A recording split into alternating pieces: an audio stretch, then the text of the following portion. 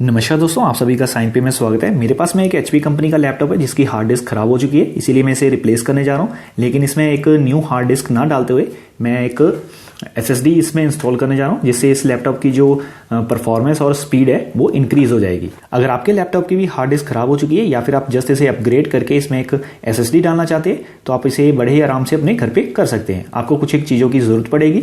सबसे पहले आपको अपने लैपटॉप के लिए एक न्यू हार्ड डिस्क या फिर एसएसडी जो खरीद लेनी है। आप जो भी यहाँ पे इंस्टॉल करने जा रहे हैं उसके अकॉर्डिंग इन्हें परचेज कर लें। मैं यहाँ पर एक न्यू एसएसडी जो वो इंस्टॉल करने जा रहा हूँ, इसीलिए मैंने यहाँ पर सैमसंग की जो एसएसडी है वो खरीद रखी है। आप देख सकते हैं कि ये 500 GB की एसएसडी है और यहाँ पे नीचे में इसकी आप रीड और राइट स्पीड भी देख सकते हैं। इसे यहाँ पर इंस्टॉल करने का ये पर्पस है कि मेरे पास में जो ये लैपटॉप है ये लगभग 7 साल पुराना है और इसमें ये जो एसएसडी है ये डालने से इसकी जो स्पीड और परफॉर्मेंस है वो इंक्रीज हो जाएगी।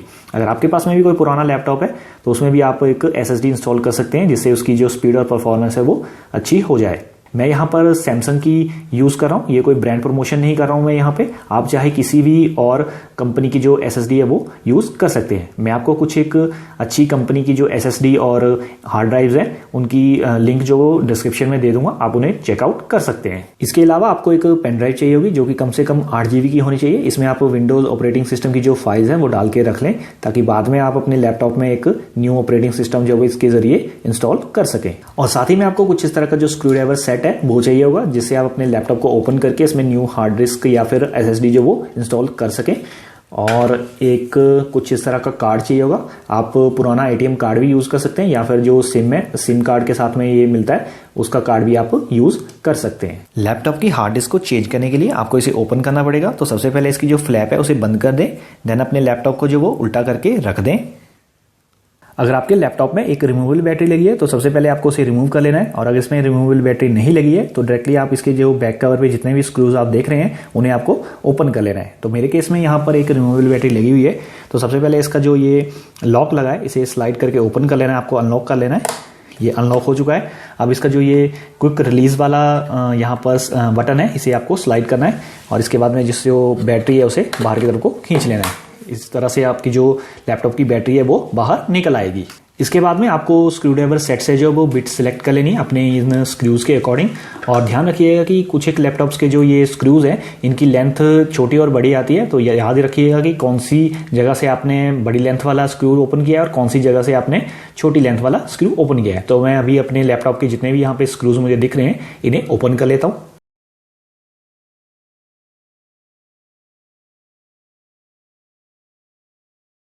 सभी स्क्रूज को ओपन करने के बाद में इसका जो ये सीडी ड्राइवर है इसे बाहर निकाल लें, क्योंकि कुछ एक लैपटॉप में इस जगह पर भी स्क्रूज वगैरह लगे रहते हैं। तो अगर आप यहाँ पे देख पा रहे होंगे, अभी आपको मैं दिखा भी देता हूँ। ये देखिए मेरे केस में यहाँ पर एक स्क्रू लगा हुआ है, एक यहाँ पे होगा, यहाँ वाला जो वो गायब है।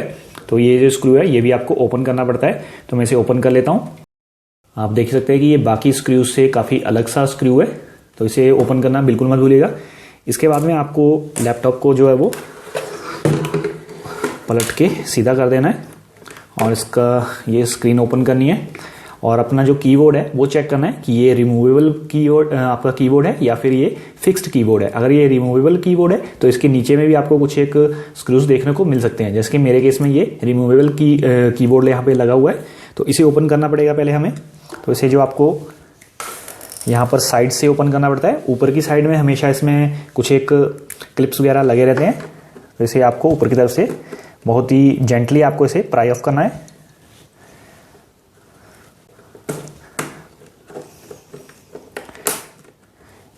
एक साइड से जैसे ही आपको क्लिक की साउंड आ जाती है उसके बाद में आपको ये कार्ड लेना है और इसे इस तरह से इंसर्ट करना है और धीरे धीरे इसे आगे की तरफ को करते जाना है। आपका जो कीबोर्ड है वो ओपन होता जाएगा। ये देखिए ये जो कीबोर्ड है ये ओपन हो चुका है। तो ये जो आप क्लिप देख रहे हैं यही क्लिप्स जो हैं यहाँ साइड्स पे लगते हैं, जिसकी वजह से हमारा जो कीबोर्ड है ये होल्ड रहता है। इसके बाद में यहाँ पे इसका कनेक्शन होगा, उसे आप डिस्कनेक्ट कर लें। देखिए मेरा ये निकल चुका है। देन आप यहाँ पर देख पा रहे होंगे, ये देखिए ये कुछ एक यहाँ पे स्क्रूज वगैरह लगे रहते हैं। तो आपको रिमेंबर रखना है कि कौन सी जगह पे ये स्क्रूज लगे होते हैं। बेस पे मार्किंग रहती है। और ये जो कुछ एक एक्स्ट्रा यहाँ पे होल आप देख रहे हैं, यहाँ पे आपके स्क्रूज की मार्किंग नहीं है, तो यहाँ पे ये स्क्रूज नहीं लगते हैं। अभी आप देख सकते हैं कि यहाँ पे मार्किंग दी गई है और यहाँ पे स्क्रू लगे हुए हैं। तो इन मार्किंग वाले प्लेसेस पे जो स्क्रूज है वो गायब है। हो सकता है कि ये लैपटॉप पहले भी ओपन हुआ हो और किसी ने इसके जो स्क्रूज है वो गायब कर दिए हो। तो अभी मैं जो ये 2 स्क्रू मुझे यहाँ पे दिख रहे हैं, मैं इन्हें भी ओपन कर लेता हूँ। इस जगह पे दिए गए स्क्रूज को ओपन करने के बाद में यहाँ पे आप जो भी आपको कनेक्शन देखने को मिलते हैं उन कनेक्शंस को ओपन कर लें। ये वाला जो कनेक्शन है ये पावर बटन का है, तो मैं इसे भी ओपन कर लेता हूँ। ये डिस्कनेक्ट हो चुका है। और ये वाला जो कनेक्शन होगा ये हमारे इस कीबोर्ड का होगा, तो इसे भी हमें ओपन कर लेना है। ये देखिए ये भी ओपन हो चुका है। इसके अलावा यहाँ पर शायद ये स्क्रीन का होगा, स्क्रीन का हमें ओपन करने की ज़रूरत नहीं है। इसके बाद हमारा ये जो बॉडी का कवर है, जो बैक साइड का कवर है और ये फ्रंट साइड का कवर है, इसमें से कोई एक ओपन होगा, तो इसे हम ओपन कर लेते हैं। यहाँ पर साइड में हमें इस कार्ड को इस तरह से फंसाना है और धीरे धीरे हमें जो वो इसके जो अंदर के लॉक्स होंगे, क्लिप्स वगैरह होंगे, वो इसके ओपन होते जाएंगे। हमें धीरे धीरे से ऊपर की तरफ को भी उठाना है। ये देखिए यहाँ पर साइड से इसका जो क्लिप है वो उठ चुका है। बस आपको धीरे धीरे इस तरह से ही करते जाना है। आपका जो लैपटॉप है का ये कवर है ये ओपन हो जाएगा। ये देखिए मेरे केस में ये जो इसका ऊपर वाला कवर है ये ओपन हुआ है। कुछ एक लैपटॉप में इसका बैक कवर ही ओपन होता है, कुछ में इसका फ्रंट कवर ओपन होता है। तो अपने लैपटॉप के अकॉर्डिंग आप इसे ओपन कर लें जिस भी जगह पे ये ओपन हो रहा हो। तो सबसे पहले तो मैं यहाँ पर आपको ये दिखाना चाहता हूँ कि ये इसका मदरबोर्ड है और ये इसका यहाँ पे प्रोसेसर लगा होगा। इसके ऊपर में आप देख सकते हैं कि यहाँ पर एक इसका कूलिंग फैन लगा हुआ है। प्रोसेसर इस जगह पे होगा कहीं पे और ये इसका कूलिंग फैन लगा हुआ है। हमेशा जब भी आप अपने लैपटॉप में कुछ भी सर्विस कर रहे हैं या फिर जस्ट इसमें कोई रिप्लेसमेंट कर रहे हैं तो इसे हमेशा आप क्लीन ज़रूर करें। आप देख सकते हैं कि यहाँ पे कितनी ज़्यादा मिट्टी है और इस फैन में तो काफ़ी ज़्यादा मिट्टी जमी हुई है, तो इसे मैं बाद में क्लीन कर लूँगा। तो ये रही हमारी हार्ड डिस्क। हमें और कुछ भी यहाँ पे इसे ओपन कर, जो हमारा मदरबोर्ड है इसे ओपन करने की ज़रूरत नहीं है। अगर आप जस्ट हार्ड डिस्क चेंज कर रहे हैं तब तो आपको यहाँ पे दिख रही है कि ये एक्सेसिबल है। लेकिन अगर आप यहाँ पे अपने लैपटॉप में कोई रैम वगैरह भी अपग्रेड कर रहे हैं तो आपको जो अपना ये ये जो मदरबोर्ड है इसे भी ओपन करना पड़ेगा। साइड पे इसके कहीं भी स्क्रूज लगे होंगे, उन्हें ओपन करके आप इसे भी एक्सेस कर सकते हैं। तो ये रही हमारी हार्ड डिस्क। और इसे ओपन करने के लिए कुछ एक लैपटॉप में ये डायरेक्टली आप ओपन जो इसे रिमूव कर सकते हैं और कुछ एक लैपटॉप में इसमें आप देख सकते हैं कि इसे काफ़ी सिक्योरली जो है वो पैक किया जाता है। तो यहाँ पे साइड्स पे इसकी जो ब्रैकेट के स्क्रू हैं वो आप देख रहे होंगे। हमें पहले इन 2 स्क्रूज को ओपन कर लेना है। तो हमारे ये जो ब्रैकेट के 2 स्क्रूज है ये ओपन हो चुके हैं। अब आपको इस ब्रैकेट को हल्के से ऊपर की तरफ को उठाना है और ये जो आपकी हार्ड डिस्क है इसे इस साइड को स्लाइड करना है, अपने राइट साइड को। ये देखिए मैंने इसे स्लाइड किया और ये बाहर आ चुकी है। तो ये रही हमारी पुरानी हार्ड डिस्क और इसकी जगह पे अब हम डालने जा रहे हैं एक न्यू SSD। तो मैंने जो ये SSD खरीदी है ये हमारी साटा पोर्ट वाली है, जो कि हमारी बिल्कुल सिमिलर हार्ड डिस्क जो हमारी पहले लगी थी उसकी जैसे है। तो पहले मैं इसे निकाल लेता हूँ।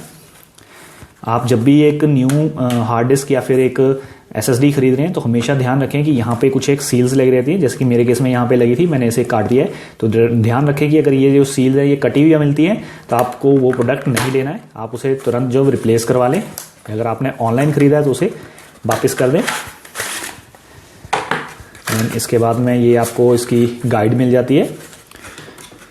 और ये रही हमारी SSD, जो कि आप देख सकते हैं कि बिल्कुल इसका जो साइज़ है हमारी इस हार्ड डिस्क के अकॉर्डिंग है। और अभी हमें करना क्या है, जो हमारी पुरानी वाली यहाँ पर ये जो ब्रैकेट लगी हुई है हार्ड डिस्क के ऊपर में, इसे ओपन करना है और इस न्यू वाली जो SSD है इसके ऊपर में लगाना है ताकि ये यहाँ पर सिक्योरली लग जाए। वैसे तो आप चाहें तो इसे डायरेक्टली ऐसे भी लगा सकते हैं, लेकिन कई बार ये होता है कि हमारा जो लैपटॉप है अगर कहीं पे गिरता है या कुछ शॉक लगता है तो ये इसका जो यहाँ पे कनेक्शन है ये थोड़ा बहुत लूज होके निकल सकता है, जिससे आपको पूरा लैपटॉप ही ओपन करना पड़ सकता है। तो बेटर है कि आप इस ब्रैकेट को जो लगा दें। तो मैंने ये पुरानी वाली जो हार्ड डिस्क के ऊपर मैं यहाँ पर ब्रैकेट लगी थी ये ओपन कर लिए। अब मैं यहाँ पर अपनी जो ये न्यू वाली SSD है इसके ऊपर मैं इस ब्रैकेट को लगा दूंगा। ये जो हमारी ब्रैकेट है ये बड़े आराम से न्यू वाली SSD पे लग चुकी है। अब हमें जस्ट इसे यहाँ पे प्लग करना है और लेफ्ट साइड को जो वो इस साइड में आपको स्लाइड कर देना है। ये स्लाइड हो चुकी है और अपनी जगह पे लग चुकी है। इसके बाद में ये जो हमने 2 ब्रैकेट के स्क्रू निकाले थे उन्हें वापस से लगा देंगे। तो अभी हमारे लैपटॉप की जो हार्ड ड्राइव है वो हमने चेंज कर दी है, इसमें हमने न्यू एसएसडी डाल दी है। अब इसके बाद में हमें इसे दोबारा से पूरी तरह से जो पैक कर देना है, जिस तरह से हमने इसे ओपन किया था उसी तरह से हम इसे पैक कर देंगे। तो मुझे इसे क्लीन भी करना है, तो मैं इसे पहले क्लीन कर लेता हूँ, उसके बाद मैं इसे रीपैक करता हूँ। मैंने इसे अच्छी तरह से क्लीन कर लिया। अब जस्ट मुझे इसकी जो रिसेंबली करनी है, तो सबसे पहले मैं इसका जो टॉप कवर है उसे लगा दूंगा।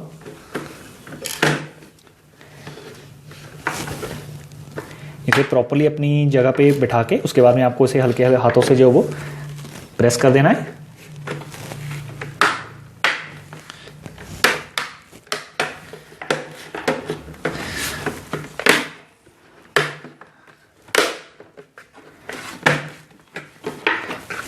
ये अच्छी तरह से अपनी सीट पे बैठ चुका है। इसके बाद में यहाँ पे ये जो कनेक्शंस है इन्हें आप दोबारा से रिकनेक्ट कर दें।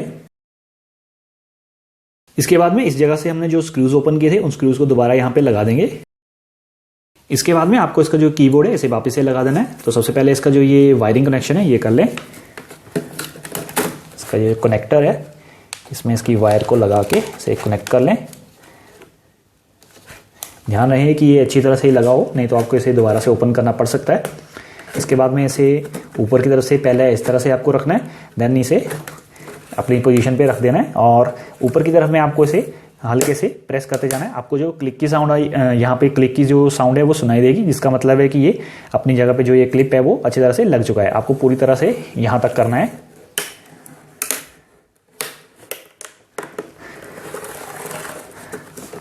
मेरे केस में ये अच्छी तरह से यहाँ पर लग चुका है। इसके बाद आपको इसका जो ये फ्लैप है ये बंद करके इसे उल्टा करके रख लेना है।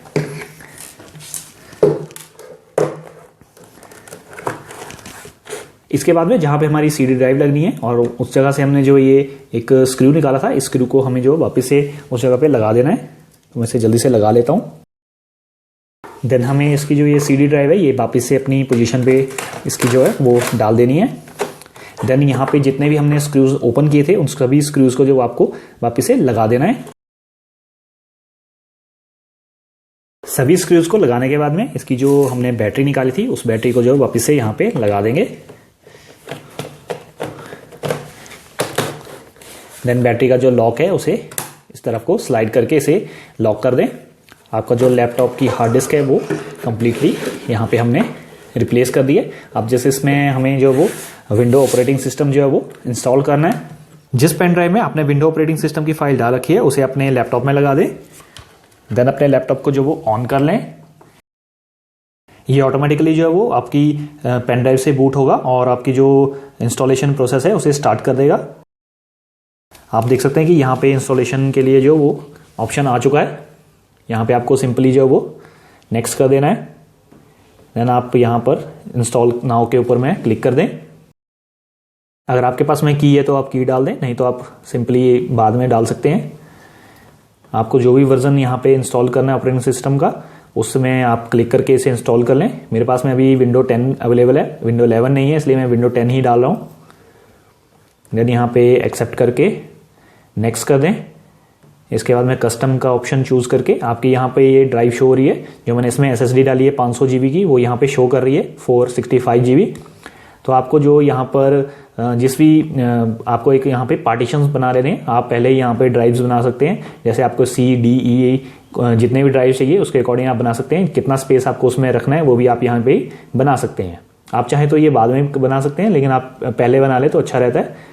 और जिसमें आपको विंडो इंस्टॉल करनी है उस ड्राइव में आप कम से कम 60 GB से लेके 100 GB तक जो है वो स्पेस प्रोवाइड करवाएं। मैं यहाँ पे 95 GB के आसपास जो है वो यहाँ पे प्रोवाइड करूँगा, जिसमें मुझे विंडो इंस्टॉल करनी है।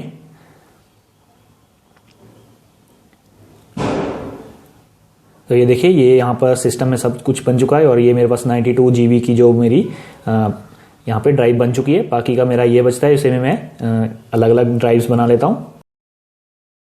तो ये रही मेरी जो मेरी सी ड्राइव बनेगी जिसमें मैंने विंडो इंस्टॉल करनी है। इसमें 92 GB जो मैंने स्टोरेज डाटा जो प्रोवाइड किया स्टोरेज के लिए जो प्रोवाइड कर रखा है, तो यहाँ पे मैं विंडो इंस्टॉल करूँगा। जस्ट सिंपली मुझे यहाँ पे नेक्स्ट कर देना है और जो विंडो इंस्टॉलेशन का प्रोसेस है वो स्टार्ट हो जाएगा। तो मैं जल्दी से इसे जो कंप्लीट कर लेता हूँ, उसके बाद मैं आपको दिखाता हूँ।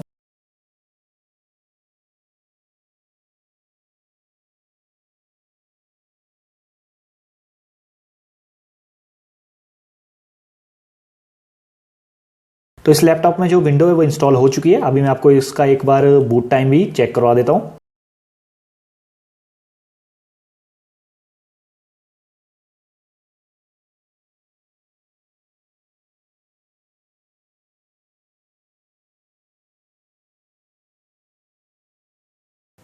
आप देख सकते हैं कि इस लैपटॉप को बूट होने के लिए लगभग 14 सेकंड लगे, 14 से 15 सेकंड लगे हैं। और इसे पहले ये काफ़ी ज़्यादा टाइम लेता था। आपको मैं पहले का कंपैरिजन तो नहीं दिखा सकता क्योंकि इस लैपटॉप की जो हार्ड डिस्क है वो पूरी तरह से ख़राब हो चुकी है, और इसीलिए मैंने इसमें जो SSD डाली है इस बार।